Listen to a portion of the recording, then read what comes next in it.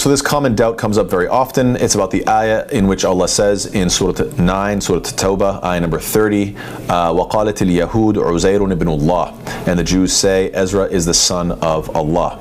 So who is this Uzair individual?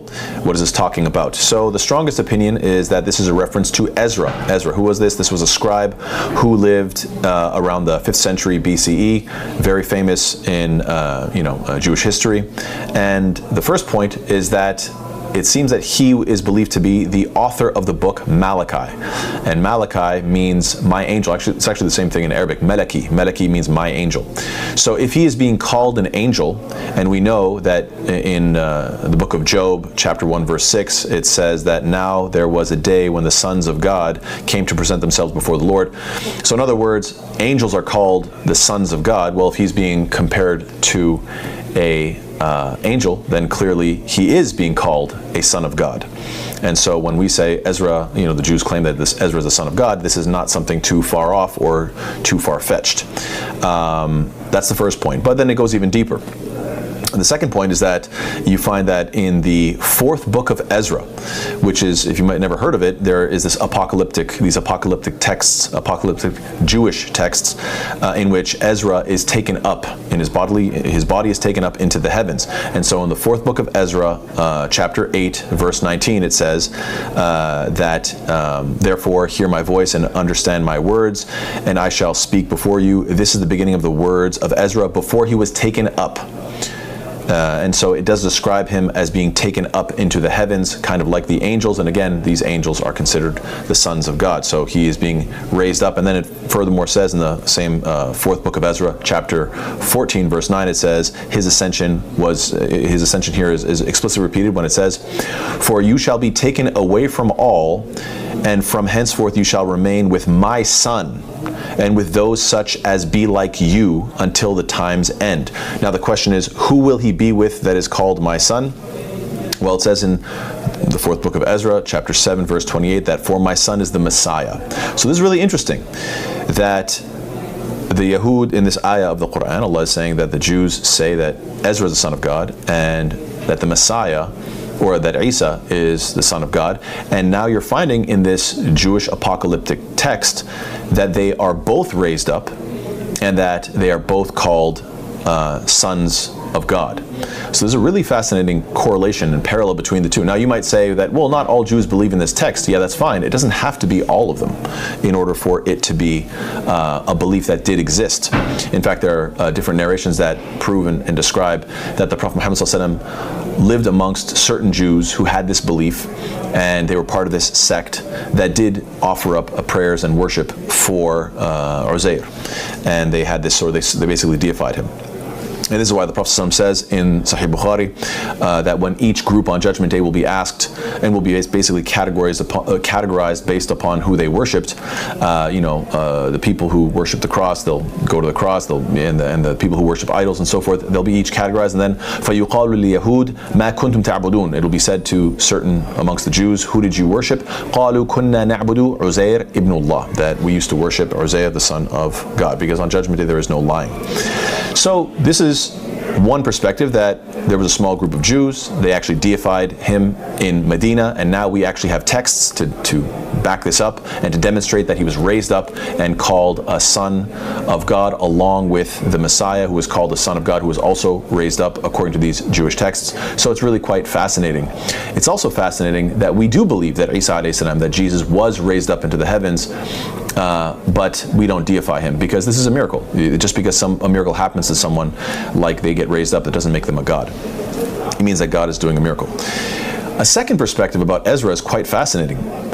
It's that he rewrote essentially the Jewish religion. So some traditions, especially in rabbinic literature, say that Ezra collected, edited, and finalized the Hebrew scriptures. Why?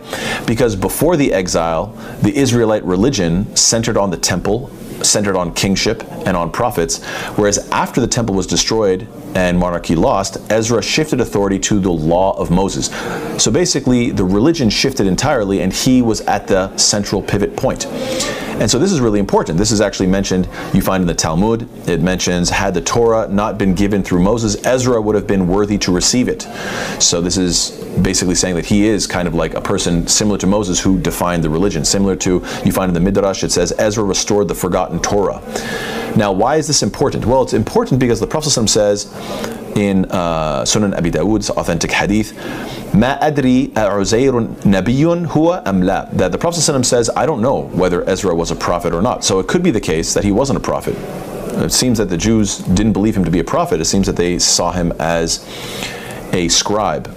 Now, why is this important? Well, because if he's just a scholar and he basically reconfigured or redefined the entire Jewish religion, then this is a form of shirk, as described in the very next ayah. So we're looking at Surah At-Tawbah, ayah number 30. Take a look at ayah number 31. اتَّخَذُوا أَحْبَارَهُمْ وَرُهْبَانَهُمْ أَرْبَابًا مِّن دُونِ اللَّهِ. They have taken their scholars and their monks as lords besides Allah. And when you look into the explanation of this ayah, it's saying anybody who redefines the religions, they make something halal, you take it as halal. They make it something as haram, they take it as haram. This is tawheed al-hakimiyyah. This is something that belongs exclusively to God, His law, His oneness in legislation. And so if this individual redefined the entire religion and people are now believing and practicing the religion of Judaism according to this one scholar's influence, then that is a form of worship according to the very next ayah that is in question. So this is really fascinating. There's two ways of looking at it. One, this is in reference to a specific group that had these apocalyptic texts talking about him going up and becoming a son of God. A second perspective is he redefined the whole religion, and this is a form of shirk, so this would explain it. And I know some people would object to this and say, well, if this is just a small group amongst them, then why does it say al-Yahud, the Jews in general? This is fine in the Arabic language. This is well known that referencing a certain group doesn't necessarily mean all of them. This is seen in Surah Ma'idah, ayah number 173, when it says, Inna nasa qad jama'u lakum fakhshawhum. Indeed, the people have gathered against you, so fear them. Is this literally talking about the people, like all of mankind? No, this means that a certain group from amongst the people. This is well known in the Arabic language, so there's no contradiction here. So that's the first opinion, that it's about Ezra, and I gave a number of reasons as to why that is the case.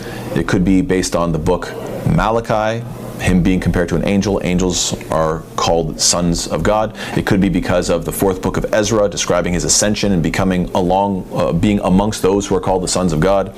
It could be because he reconfigured the whole religion, and that is a form of shirk because of tawheed al-hakimiyyah. So I hope that's clear. So what is the second opinion? The second opinion is actually really interesting. I'm not saying that this is 100%. This is something that I just researched into. I thought it was interesting. I'll share it. It's for you to, do more research, inshallah, to see if it's authentic or not. But I'll just share it because I think it's fascinating.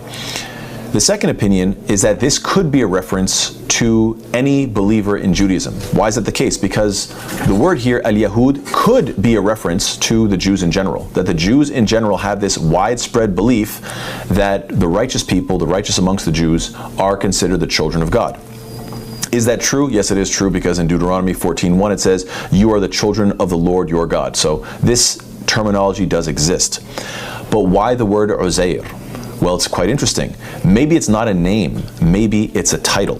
Why is that the case? Well, let's look at the root verb azara. Azara akhahu yani a'anahu. The verb azara means to help or to support someone. And it's on the pattern of ism tasghir. Anybody who knows some Arabic, they should know that, Umar, the ism tasghir of it is Umair. And we have the name Hassan, the ism tasghir of it is Hassan is Hussein, right? And the idea is this pattern makes it something smaller, or it also makes something beloved. So Uzair would mean a beloved supporter. That's what it could mean. And what's really interesting is that it says Uzairun. There's a tanween on it. It is indefinite. So a Uzair, a beloved supporter, meaning what? That the Jews say that a beloved supporter of God, as in any true believer who genuinely, is a believer and supports God and supports the religion, any single one of them is considered a son of God. So because of the tanween, it could be referring to anyone from amongst them, could have this title, and also it kind of goes against the idea that this is a proper name, because we know that proper names that are not Arabic don't take tanween, right? Like, for example, throughout anybody who knows Qur'an, they know that, for example, the name Ibrahim, which is not an Arabic name, there's no tanween. It's never Ibrahimun or an or in. It's always Ibrahimu or Ibrahima. This is mamnu' min as-sarf because it is a non-Arabic name. The only exceptions to this are the three-letter names like Lut, Hud, and Nuh. Anyway, too much detail. The point that I'm trying to get at is what? That this could be saying that the Jews say that any beloved supporter is a son of God. And after that, Allah says what? يُضَاهِئُونَ قَوْلَ الَّذِينَ كَفْرُوا مِن قَبْلِ. They imitate the saying of those who disbelieved. So it could be that Allah is saying this concept that you find in the Bible, where they call themselves the children of God, this is something that they imitated from the pagans that they lived around. We know that the Jews would sometimes adopt certain cultural practices because they looked up to different groups.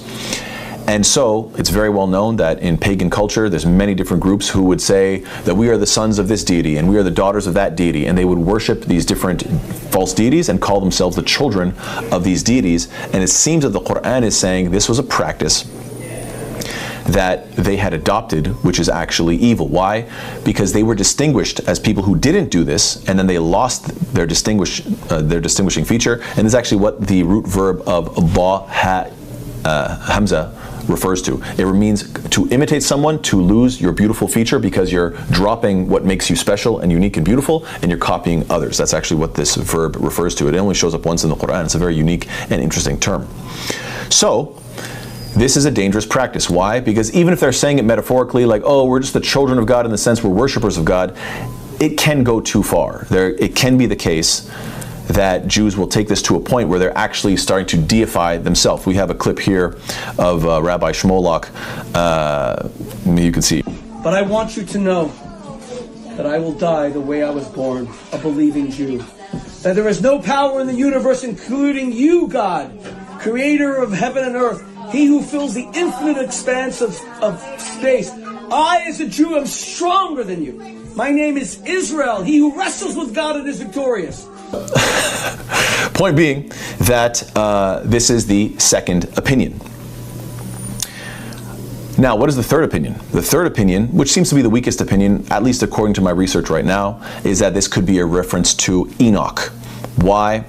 Because we know and we believe as Muslims, وَرَفَعْنَاهُ مَكَانًا عَلِيًّا. It mentions in Surah Isra, ayah number 57, that he was raised up. Instead of dying, he was actually raised up. And this is also mentioned in the Bible in Genesis 5:24. Enoch walked faithfully with God.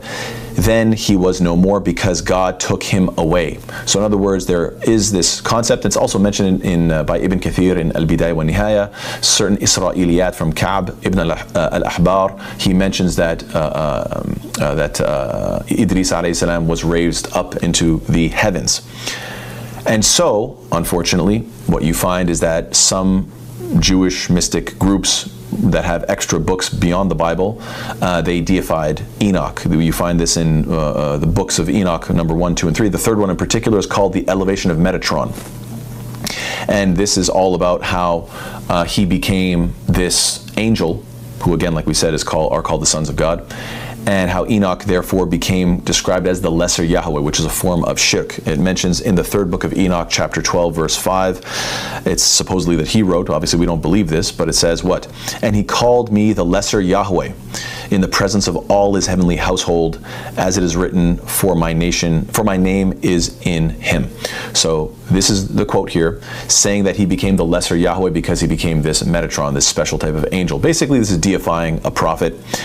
And this is what's really fascinating about this, that you have this consistency, that prophets get raised up, whether it be Isa alayhi salam, which we believe was raised up, or whether it be Idris alayhi salam, which we do believe was raised up.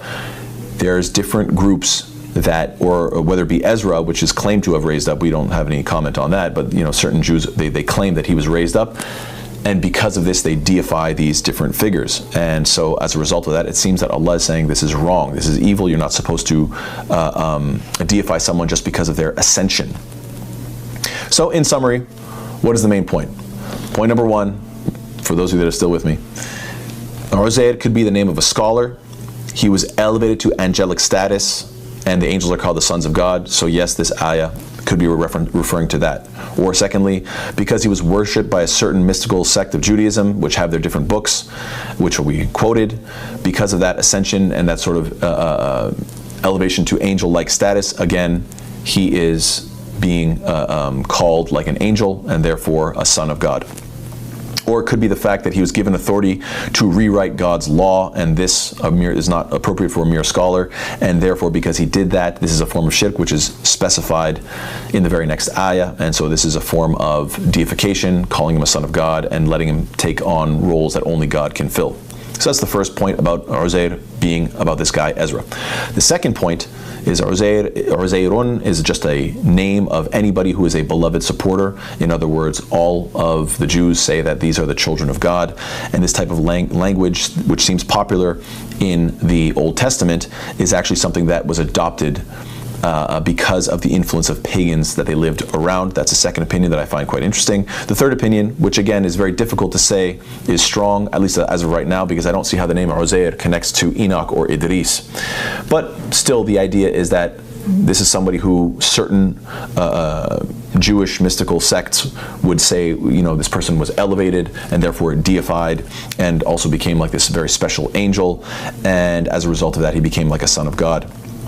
What is the main takeaway here? The main takeaway is that Shaitan, that the devil himself, is always ready to take a righteous figure that is considered holy and a good example of people, take that figure and then elevate them to a divine status. And this is something done over and over again. This is mentioned in Surah Nuh, that the righteous people of the time of Nuh alayhi salam, they deified these different, or prior to the time of Nuh alayhi salam, they deified these 5 very well-known righteous people, and they started to say, let's pray through them. They're close to God. They've been elevated up to a high status. Therefore, we can call upon them. They'll help us because they're really close to God, and so they can get favors from God. So this happened from the beginning of human history and has been happening since. It even happens, unfortunately, in the Ummah of Muhammad sallallahu alaihi wasallam as well. So this happens regularly. May Allah Ta'ala protect us from this evil, and may Allah Ta'ala protect us from thinking that just because someone is raised up and ascended, therefore they are deified. A'udhu billah. May Allah protect us from shirk. Ameen. So I hope this clarifies the issue. This is not an error in the Qur'an.